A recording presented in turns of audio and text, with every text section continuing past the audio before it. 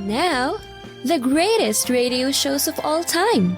Suspense. The Shadow Node. Washington calling David Harding, counter-spy. Classic radio theater. The Great Gildersleeve. Fibber McGee and Molly. Dragnet. Gunsmoke. The Lone Ranger. Now, step back into a time machine with your host, Wyatt Cox. Good evening, friends of the Inner Sanctum. Will Rogers Jr. stars in an episode of Rogers-of-the-Gazette from 69 years ago, July 15th, 1953. And we thank you for joining us on this Friday. It is the 15th of July, 196th day of the year, and we have 169 days remaining till we get to 2023. Near St. Louis, Missouri in 1806, U.S. Army Lieutenant Zebulon Pike began an expedition from Fort Bellefontaine to explore the West back in 1806, and of course it would be his name that would go on Pike's Peak. Georgia became the last of the former Confederate states to be readmitted to the Union in 1870. In Seattle on this date in 1916, William Boeing and George Conrad Westervelt incorporated Pacific Aero Products, would eventually be renamed Boeing. First weekly radio broadcast of music in the spoken word, that program to originate from the Mormon Tabernacle and involved the Mormon Tabernacle Choir. That was back in 1929. Continental Airlines commenced operations in 1934. The first jet passenger airliner flew on this date in 1954, the Boeing 707. The steel strike of 1959 began on this date, leading to significant importation of foreign steel for the first time in history. At the Democratic National Convention on this date in 1960, John Fitzgerald Kennedy then accepted the nomination of his party. We stand today on the edge of a new frontier. The frontier of the 1960s, the frontier of unknown opportunities and perils, the frontier of unfilled hopes and unfilled threats. I'm asking each of you to be pioneers towards that new frontier. My call is to the young in heart, regardless of age, to the stout in spirit, regardless of party, to all who respond to the scriptural call, be strong and of good courage. Be not afraid, neither be dismayed. For courage, not complacency, is our need today. Leadership, not salesmanship. And the only valid test of leadership is the ability to lead and lead vigorously. Kennedy would win the election by 0.2% of the popular vote over Richard Nixon. And it was on this date in 1997, serial killer Andre Philip Cunin gunned down Gianni Versace outside his Miami home. At the Democratic National Convention on this date in 1976, Ron Kovic, a paralyzed Vietnam veteran, took the nation by storm with his speech. I am the living dead, the Memorial Day on wheels. I am your Yankee Doodle Dandy, your John Wayne come home, your 4th of July firecracker exploding in the grave. 12 years ago, when I was 18 years old, I left Massapequa, Long Island, and joined the United States Marines. I wanted to serve my country. I wanted to be a good American. Kovic's story would be told 13 years later by Oliver Stone and Tom Cruise in Born on the 4th of July. An anti-terrorism court in Pakistan gave the death sentence to British-born Ahmed Omad Sahid Sheikh and life terms to 3 other suspects in 2002 for the murder of Wall Street reporter Daniel Pearl. Time Warner disbanded Netscape Communications Corporation on this date in 2003. The Mozilla Foundation, established on the same day Mozilla, maintains the Netscape browser Firefox to this day. And it was on this date in 2012, South Korean rapper Psy released his hit Gangnam Style. Open Gangnam Style. Passing away on this date in history, explorer Ponce de Leon, who died on his birthday. Also General John J. Pershing, musician and producer Bill Justice, Honky Tonk, actor Bert Convy, who had quite the game show career. Also, the founder of Hooters, Robert H. Brooks, actress Celeste Holm, and actor Martin Landau, all passing away on this date in history. Birthdays today include the Dutch artist Rembrandt, also the man responsible for the Visit from St. Nicholas, Clement Clark Moore, cowboy singer Cowboy Copas, also football player Alex Karras, Cliff Barnes on Dallas, Ken Kercheval, and actor Jan Michael Vincent. Birthday number 83 for John Wayne's second son, Patrick Wayne, the uncle of wrestler Alberto Del Rio, Mil Mascaras, 80 years old today. Also, Linda Ronstadt, 76 years old today. She's no longer singing as a result of progressive supranuclear palsy. Also, a man who never met a conspiracy theory he didn't adore, Jesse Ventura, 71 years old. Singer Alicia Bridges, I love the nightlife. I love to boogie, 69 years old. Supermodel actress Kim Alexis, 62. From 8 is Enough and Charles in Charge, Willie Ames, 62. Actor Forrest Whitaker, 61. Actress Bridget Nielsen, 59. From Malcolm and Eddie, an undercover brother, Eddie Griffith, is 54. Mr. Megan Fox, Brian Austin Green, from 90210, Beverly Hills, the original one, Beverly Hills 90210, 49 years old. Fluffy, Gabriel Iglesias, the very funny man, is 46 today. From Spin City and Once Upon a Time, Lana Parrilla is 45. And the young man who starred in television's Young Shelton, Ian Armitage, is 14 today. Now, those some of the people who celebrate the 15th day of July as their birthday. If this is your birthday, hi, we're the Four Freshmen, and we just want to say happy birthday to you. And from 73 years ago today, July 15th, 1953, Will Rogers Jr., Rogers of the Gazette. That's up next here on this Friday Classic Radio Theater with Wyatt Cox on your favorite station. Now on Classic Radio Theater with Wyatt Cox, we go back 69 years, July 15th, 1953, Will Rogers Jr. in Rogers of the Gazette. Ladies and gentlemen, the editor of the Elyria Weekly Gazette, Mr. Will Rogers, Jr. Thank you. You know, some newspapers claim they print all the news that's fit to print, and some others, who won't admit it, just print all the news that fits.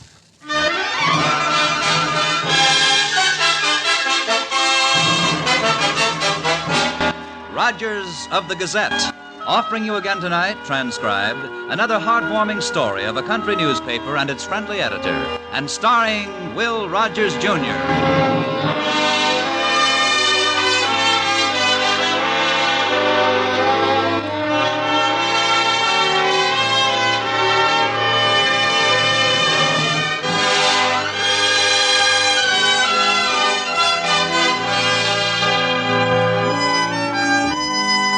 It's built around a square, and after that, well, to tell you the truth, the town doesn't go too far in any direction. It never did, and it probably never will. Elyria is just about like it was a century ago. People with the same names live in the same houses, and for the most part, they have pretty much the same ideas as the generations which went before. Elyria doesn't want to be any bigger or any different. It doesn't want to change. The folks here like things just the way they are. It's midnight now. The town square's deserted, except for Ed Miller, the policeman, and it's dark, except for the light that's on in the office of the Elyria Gazette.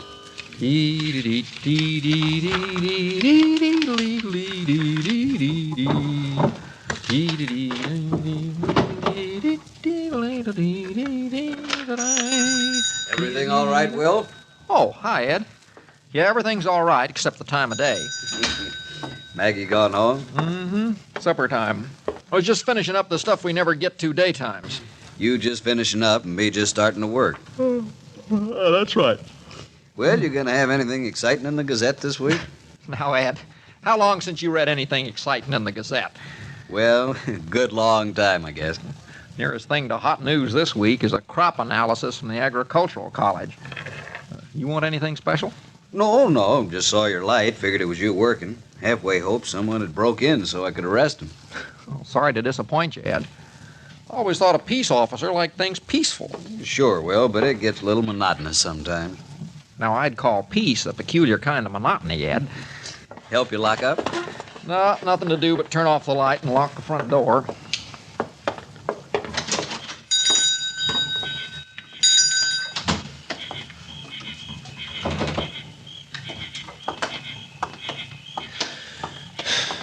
Breeze must be from the south. That air's right off Hamilton's alfalfa field. It smells like it. Not a sound in this town except the two of us walking. You can't hear the locusts, huh? Oh, them. Look out. Now, I'd say the silence of the night's been broken, Officer Miller. That Martin Evers never has known how to drink. Keeps practicing, though, figuring to learn, I guess. Well, gentlemen, we're out pretty late, aren't we? Hello, Martin. Yes, indeed. Oh, that's you, Will, yeah. You and a very blurry friend. Come on, Martin, let's go home. Oh, is that you, Ed? Yeah, Oh, come on. Need any help, Ed? No, well, Martin and I do this a couple of times a week, don't we, Martin? Ooh. Well, you'll have to speak louder, Ed. I was listening to the locusts. I said let's go home. Shh, it's the middle of the night, Ed. Mustn't disturb the peace officer. Hmm? Peace officer. You mean you take Martin home and tuck him in? Yeah, a couple of times a week. Beats having him drive home. Besides, it breaks that monotony we were talking about earlier. Peace officer. That's a little joke. Well, if you don't need me. No, well, he's harmless. I'll go on home. Good night, Ed. Good night, Will. Good night, Martin. Mm-hmm. What did he say? Never mind. Let's go.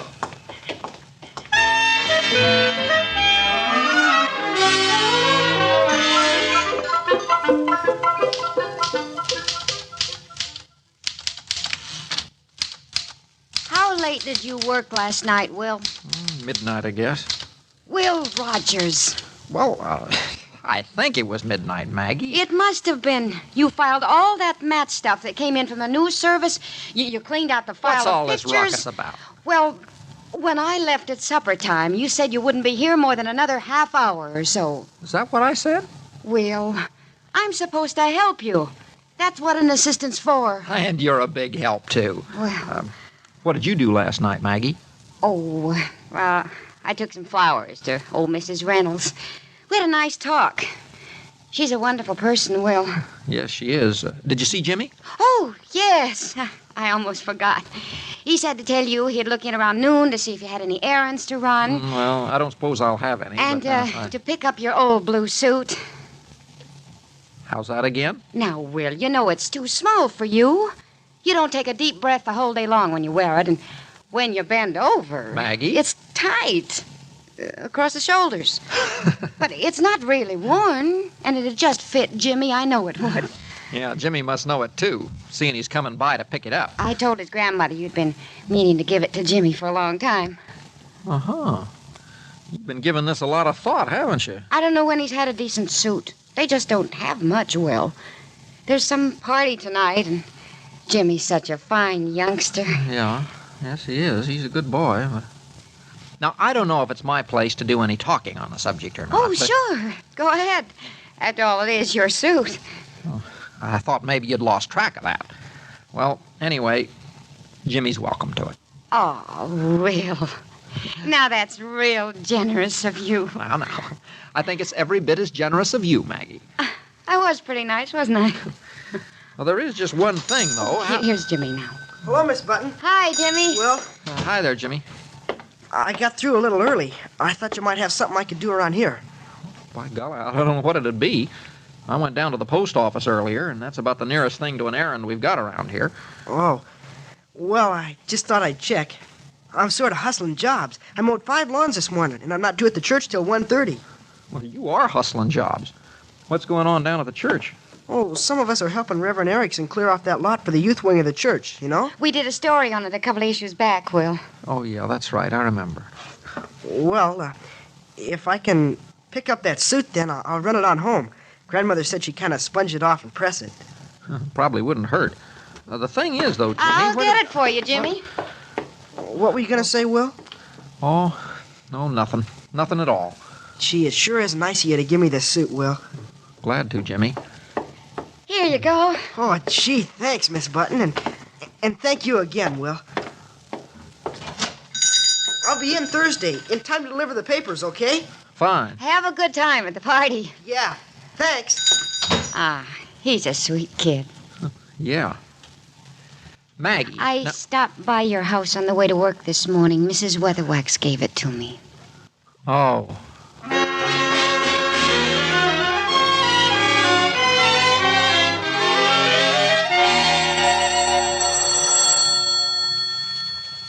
Huh? Oh? Oh? Middle of the blamed night? Hello. Mr. Rogers? Yes, ma'am? Well, this is Mrs. Reynolds, Jimmy's grandmother. I hate to call you at this hour of the night, but I just didn't know who else to turn to. Something wrong, Mrs. Reynolds? It's Jimmy, Mr. Rogers. He's in jail. But what for? Well, I was so confused and so worried. I'm not sure I understood Ed correctly, but I think he said Jimmy was drunk. Drunk? Well, look, Mrs. Reynolds, why don't I just go down there and see what this is all about? Seems to me like there must be some kind of a mistake here or something. Oh, I wish you would, Mr. Rogers. I'm so worried. Well, all right, now you just take it easy, Mrs. Reynolds. Make yourself some tea, and I'll go down and talk to Ed. I'll come over to your house right afterwards. How's that? Oh, God bless you, Mr. Rogers. I'll wait till I hear from you then. Yes, ma'am. Goodbye.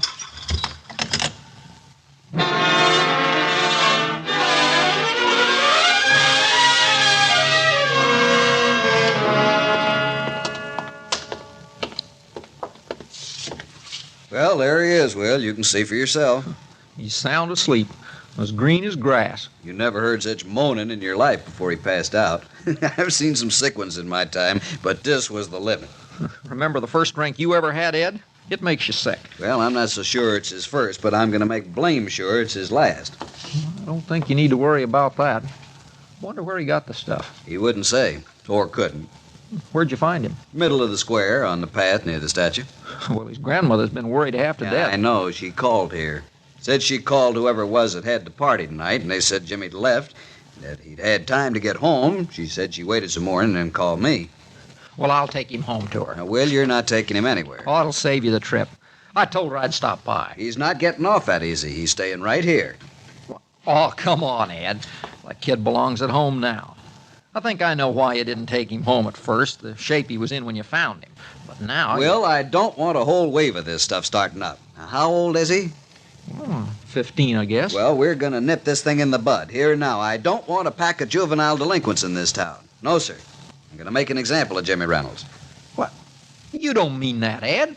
Why, he's just a kid, and a good kid at that. He's old enough to get drunk, and he's old enough to take his medicine. And the law for being drunk in Elyria reads awful clear. A $200 fine or 30 days in jail. What about Martin Evers? Or doesn't the law apply to adults? Now, fining Martin or putting him in jail wouldn't change him a bit, Will.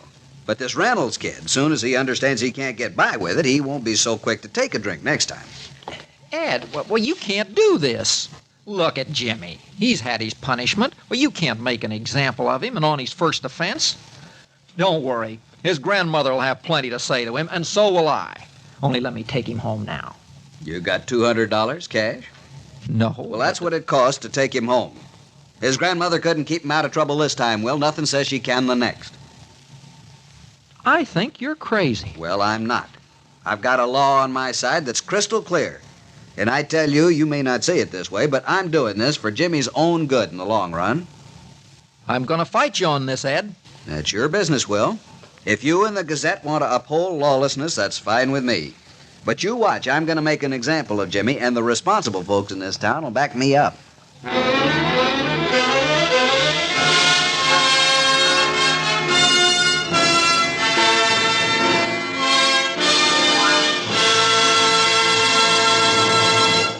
You are listening to Rogers of the Gazette, starring Mr. Will Rogers, Jr. From July 15th, 1953, Rogers of the Gazette on Classic Radio Theater with Wyatt Cox. You ever make a change and then think, why didn't I do this years ago? Well, that's how people feel about switching to Medishare for their health care, especially now with inflation the way it is. People are very happy with the savings. Most families save about $500 a month when they switch. It's a huge help when prices are going up so fast in so many other areas. And Medishare's customer satisfaction rate is double that of health insurance. It's just a different experience, and people really like that.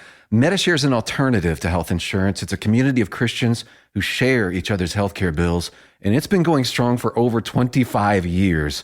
It really is the gold standard, the most trusted name in healthcare sharing. Find out why people love it, find out why they rave about the customer service, and find out how good it feels to save some money right now. They're super easy to talk to. Here's the number, 833-34-BIBLE. That's 833-34-BIBLE, 833-34-BIBLE.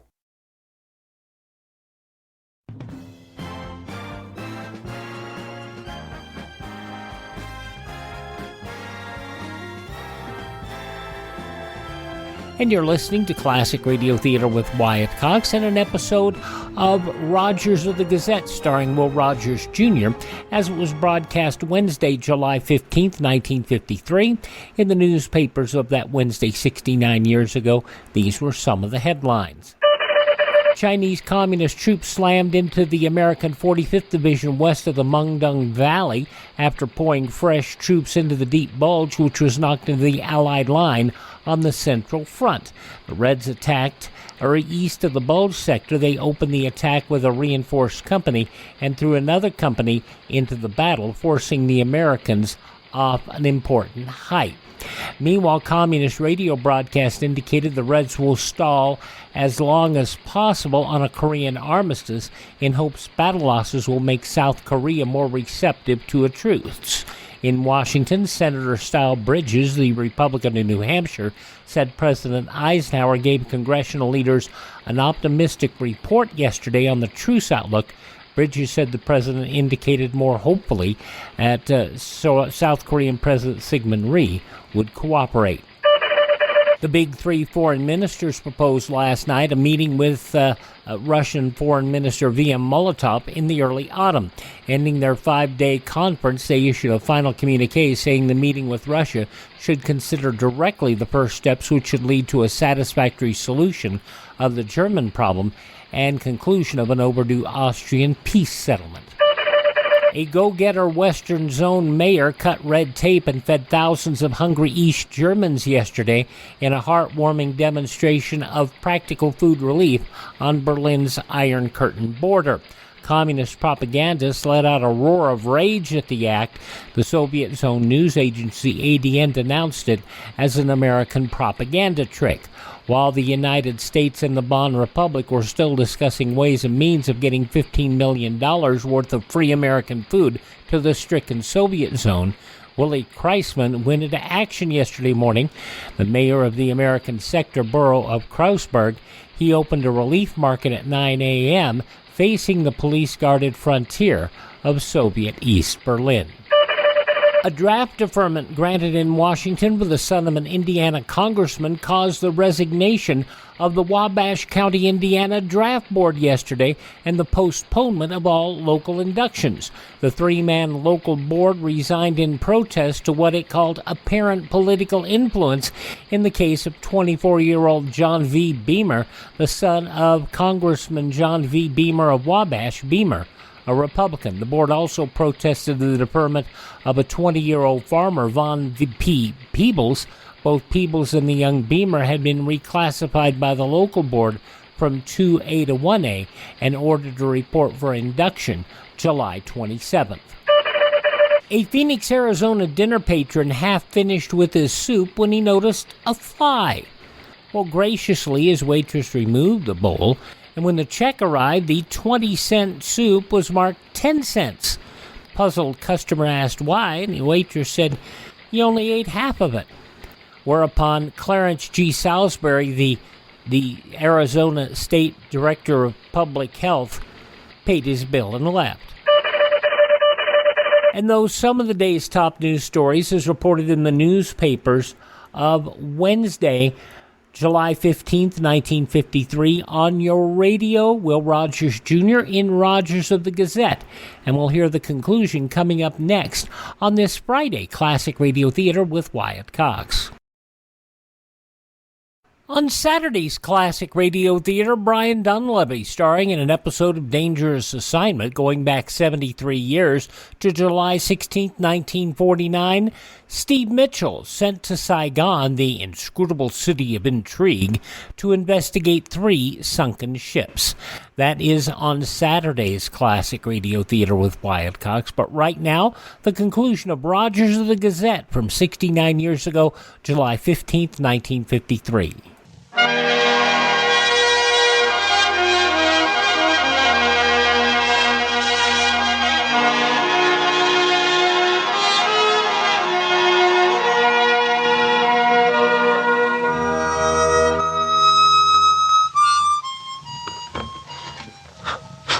Look at that dust, Maggie. I don't suppose anyone's bothered to look up a law in this town for years. Librarian said it was the first call she'd had for this book in 15 years she's worked here. Wait a minute. Let's see. Here it is. Drunkenness. The crime of drunkenness will in no wise be tolerated by the arresting authorities, constable, or sheriff of Elyria. Any person who, in the judgment of the arresting authorities, is guilty of drunkenness shall be subject to a monetary fine of $200 or 30 days confinement in the jailhouse provided for that purpose. Oh. In addition to these penalties, and if it would appear to serve the best interests of the town, the arresting authority may, at his discretion, place the offender up before public display and ridicule. Wow. I guess we're lucky Ed didn't decide to carry out that clause. Yeah. I thought there'd be something here about being a minor, but it doesn't mention age. It just says any person. Any person. Does that mean Jimmy's got to stay in jail, Will? Well, until we can raise $200, I guess it does.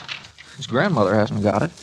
She told me last night. She gets a little pension, something like $40 a month. Jimmy hustles for the rest of their income. Oh, I know. Look, Maggie, this law was passed in 1850. Uh-huh. Yeah, that's just about where Ed Miller's thinking is, too, back 100 years ago. Tried to talk to him again this morning, but he's so bull stubborn. Now he thinks I want every kid over 10 getting drunk a couple of times a week. Well, I know one thing. The town will never stand for it. I hope you're right, Maggie. But, you know, I'd like to keep this thing quiet, for Jimmy's sake and Mrs. Reynolds.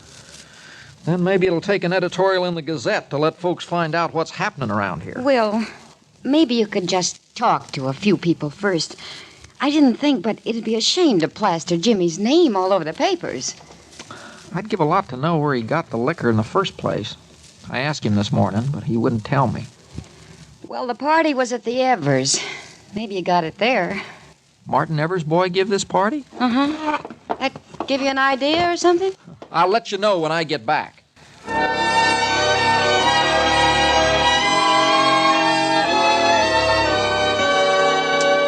I'll tell you, Will, I don't want my boy's name dragged into this thing. Mine either, for that matter. Glenn just gave a little party. There's no harm in that. I sure don't want to do anybody harm. I'm glad to hear that. Well, Jimmy didn't accuse Glenn of doing anything wrong, did he? Because if he did, Now, you know... just simmer down, Martin. Jimmy hasn't accused anybody. This is all my idea. Well, now, I say that Jimmy made the mistake that every boy makes in taking his first drink. But I know him well enough to know that he wouldn't do such a thing all by himself. I don't even think it had been his idea to begin with. No, it seems to me you're missing the point, Will. Ed Miller found him drunk. They didn't find anyone else. He just found Jimmy. You act like Jimmy's only crime is getting caught. Now, you know me better than that, Martin. I'm calling what Jimmy did a mistake, not a crime. And I say he should be made to understand what he's done. But I don't think he should be thrown in jail for 30 days. Is that the law? That, or a $200 fine. Old Mrs. Reynolds hasn't got the money to pay it. Oh, poor old lady raising that boy alone with his parents dead and all. Why'd you come to me with this, Will? Thought you might want to help Jimmy. A little blackmail, Will? Huh? I'm afraid it won't work. You think just because Ed Miller's been a little lenient with me and you happen to know about it. I just don't work that way, Martin, and you know it. Yeah, well, maybe not, Will. Look, it isn't my place to interfere here. I'm sorry for old Mrs. Reynolds, but look, Ed's got the law on his side. And if he's of a mind to enforce it, he must have a good reason.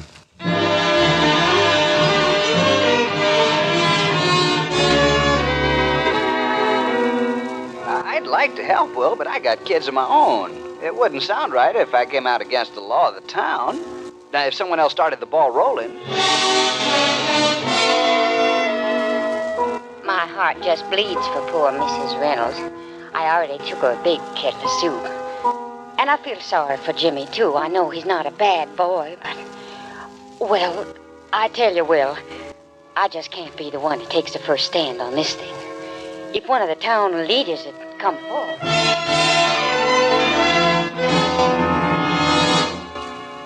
Oh, I know, Mr. Rogers. They've been calling here and coming to see me, bringing me food and their sympathy.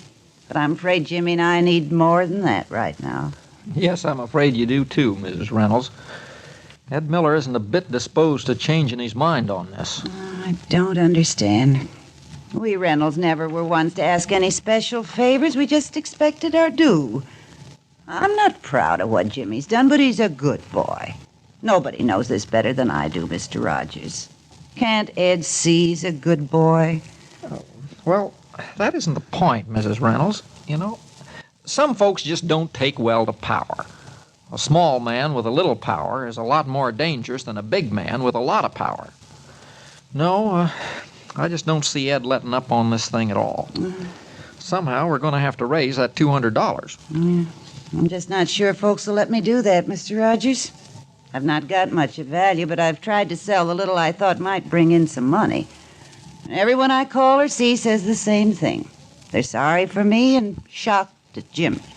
And they won't let me part with a thing on his account.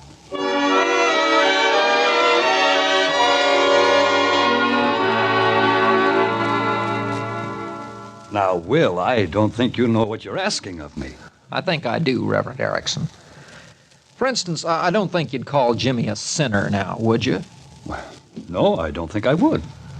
Well, a lot of folks in town have told me they'd follow along if some responsible person took the cause up here and, you know, sort of a town leader. And Will, I've got my entire congregation to think of. They place a lot of faith in their minister, and I'm afraid a lot of restrictions on him sometimes, too. Well, tell me this. Do you think Ed Miller's right in what he's doing? I think he's absolutely wrong. Law and justice should always be tempered with mercy. A long time ago, a French fella, Rousseau I think his name was, said that good laws lead to the making of better ones, and bad laws bring about worse. Now, I say this law's a bad one if it don't spell out some protection to minors on first offenses. The law could be more specific, all right, Will. It doesn't reflect entirely realistic thinking. But then Ed Miller isn't reflecting the point of view of the majority of modern peace officers either. No, that's right. Of course, most of them had turned Jimmy over to Mrs. Reynolds and then had a good smart talk with them both. Ed's a pretty bad exception. Well, thanks for your time, Reverend. You're welcome to it, Will. And if I find I can offer you anything else, I'll be in touch with you.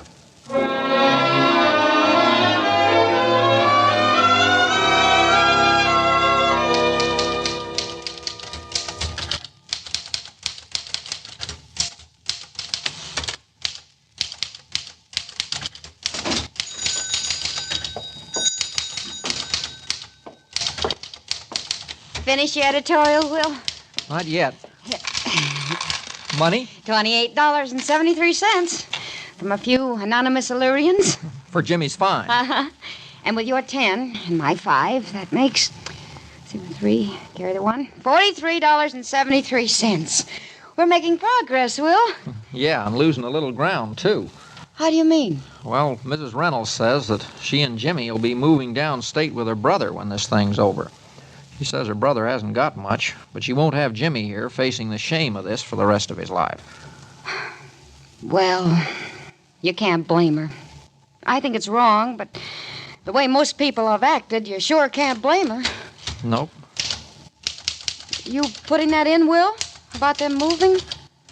Haven't decided yet, Maggie. I'm just saying now that Jimmy didn't have much chance of being a juvenile delinquent before.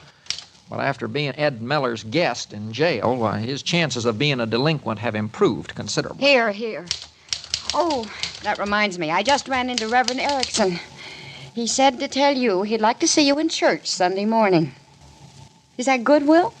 Oh. Well, I don't think it'll do me any harm, Maggie.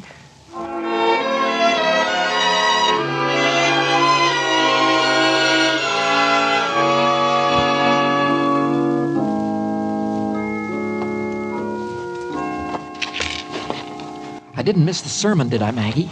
There's not going to be one. Reverend Erickson just told everyone to meditate. Oh. It's been going on for 5 or 10 minutes. Perhaps these verses from the scriptures will help you direct your meditations. He that is without sin among you, let him first cast a stone. The book of St. John, 8th chapter, 7th verse.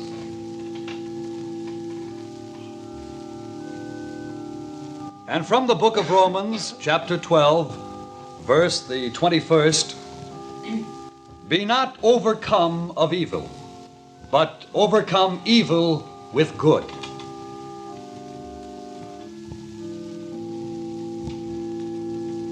Second Corinthians 3:6. Not of the letter, but of the Spirit. For the letter killeth, but the Spirit giveth light.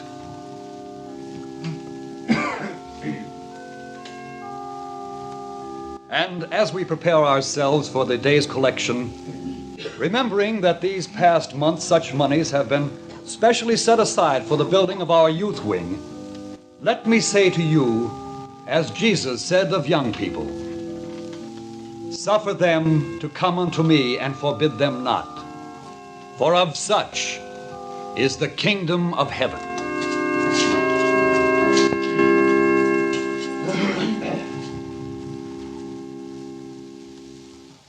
It is not my custom, as you know, to count the collection as it comes in, but today I had a special purpose in so doing.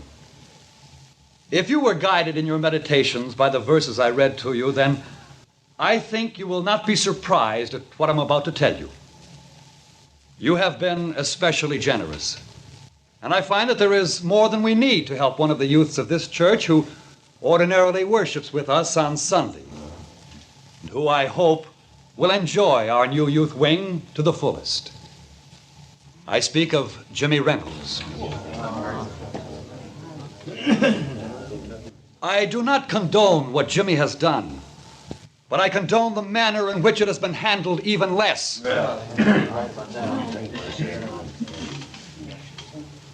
He is not a bad boy, Jimmy Reynolds. He is a young boy who made a mistake. A very common mistake, I might add. Against the possibility that you of my congregation may not agree with me in this matter, there is in the mail a letter to the Board of Deacons containing my resignation from this pulpit. Good morning, and God bless you.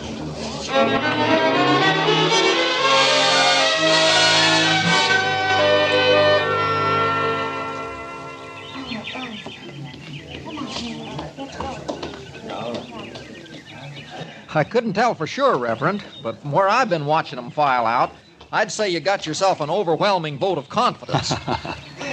Well, it was very gratifying, Will. For a minute there, I was afraid Illyria was going to lose 3 of its best citizens. You, Mrs. Reynolds, and Jimmy. Seemed to me that the wrong people were leaving town. Well, I'm calling on Mrs. Reynolds when I take Jimmy home to her. I think, Will, she'll decide to stay in Elyria. I think so too, Reverend. And you know, because of your sermon today, maybe the town's come of age a little. I think even Ed Miller is going to see things in a different light.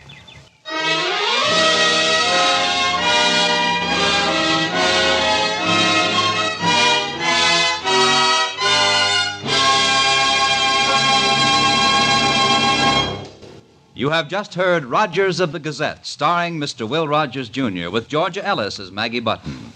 Tonight's story was written by Kathleen Height and produced and transcribed by Norman McDonald. Featured in the cast were Lawrence Dobkin, Harry Bartell, Constance Crowder, John McGovern, and Tom McKee. The special music was composed by Rene Garrigank and conducted by Wilbur Hatch. July 15th, 1953, Rogers of the Gazette here on Classic Radio Theater with Wyatt Cox. We thank you for making us a part of your day. We thank you for joining us here on Classic Radio Theater with Wyatt Cox. Hope you'll thank this station, support their advertisers. It is their kindness and courtesy that allow us to be with you each and every time you roll around here on your favorite station. Hope you will also take a moment to visit my webpage, which is at classicradio.stream. That's classicradio.stream. There you can stream our shows on demand. You have a link there to a number of places where you can download our shows for your offline listening enjoyment. You can also learn more about building a classic radio collection of your own. You can find our social media links. You can contact me directly. And if you like what we do, you can buy us a copy. That way we can find additional great classic radio theater programs. That's at classicradio.stream. Classicradio.stream. Thanks for tuning in. Tell all your friends the great radio shows are right here at this spot on the dial. Classic Radio Theater with Wyatt Cox on your favorite radio station. Have a great weekend.